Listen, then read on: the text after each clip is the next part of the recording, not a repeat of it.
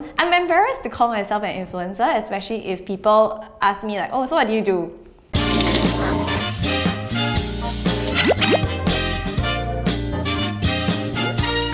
Hi, I'm Mong Chin, I'm 26 and I'm an influencer.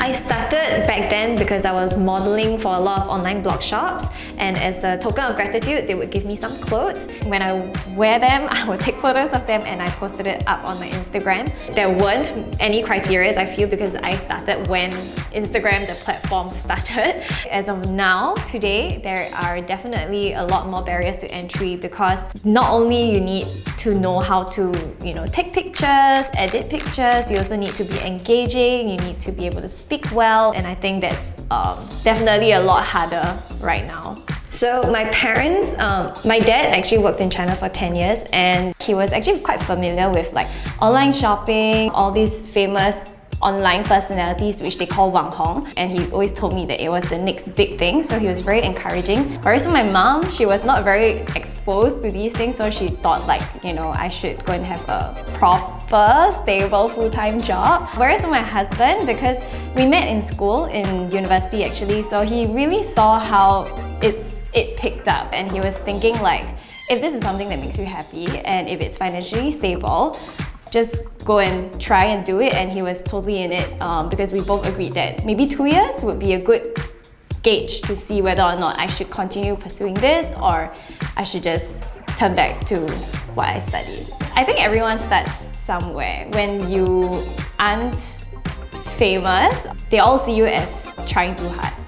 And I think they don't really have a lot of understanding as to what entails in this job. They always just say like, how long are you going to model for?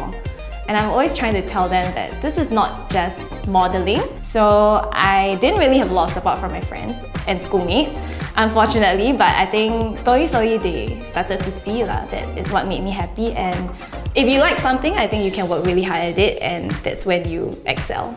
So Mongabong came about because of a senior in secondary school. My name is Mong Chin, so people call me Mong, and Mong rhymes with Bong. That's it. It's just catchy. Yes, I do have a small little team of 2 people. You create, you direct, you shoot, you execute, you edit, and then you face the clients, you reply your emails. Because I didn't study this field, I'm not even a marketing major, so there is a very steep learning curve for me. On top of that, the haters, because you subject yourself to the public eye, you have to be ready for people who will not like you for no reason or for some reason. Criticism and feedback is definitely something that we all need, and I'm very welcoming to that, and I feel like that's the only way I learn. Haters usually don't care about giving you feedback because they just don't want you to improve. So before you start hating on them, maybe try to understand why they do certain things, why they say certain things, and if you really mean well and you really want them to improve and change, then take it positively and give them constructive feedback instead of attacking aimlessly. Yes, there are definitely days when I really don't like to be known as an influencer because I feel like there is a very negative connotation to that term. I see why people kind of look at influencers as very bimbotic, as people who don't work hard, people who just wait for free things to fall from the sky. I'm embarrassed to call myself an influencer, especially if people ask me like, oh, so what do you do? But sometimes I like to stay away from that and just tell people like, oh, I do social media marketing. Politics, of course. I think when you put influencers, people who are definitely outspoken, people who are good looking, people who know how to dress up, people who are after fame and numbers, when you put them all together, there's definitely bound to be clashes. Like with every industry and every job, there's definitely politics. But I think it all boils down to just personal relations and EQ, which we all need in everything we do. I guess you can get quite lonely. You don't really have colleagues, so that's the tough and lonely part because you only have yourself. Yeah. To be fair, I'm very blessed. I don't really have a lot of very bad comments. Comments would be like, you look so ugly without makeup. Yeah. I do beauty, right? I teach people how to apply makeup. If I look the same and I don't look better with makeup, that means I am not good at what I do.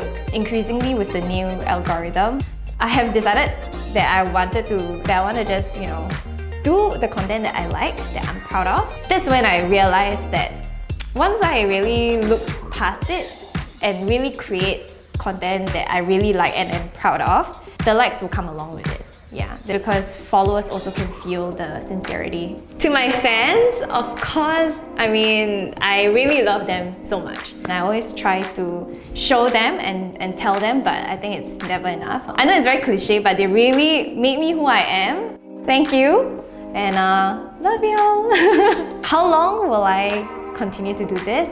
I think as of now, we don't really know because we haven't seen a full cycle of an influencer because it's so new. If I can, I would love to do it for as long as I live. Sharing is really something that I am very, very passionate about, and I want to be able to share happy memories, sad memories, life lessons, give advice, or even take advice from people at every step of my life. Yeah.